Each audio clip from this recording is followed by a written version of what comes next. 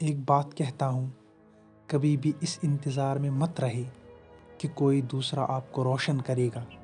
ایسا ہرگز نہیں ہوگا۔ یہ دنیا مفادات کی پرستش کرتی ہے۔ یہاں سب کو اپنے فائدے اور خود کی پڑی ہے۔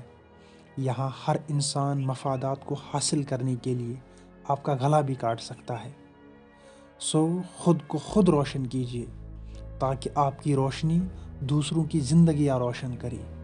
یہ دنیا منتظر ہے روشنی کا، علم و حکمت سے بڑھ کر ایثار اور انسانیت کے اجالے کا۔ Lighten your life by yourself. Nobody is going to do this for you. This world runs on the cycle of selfish principles. All cares for self. This is insane, but a fact.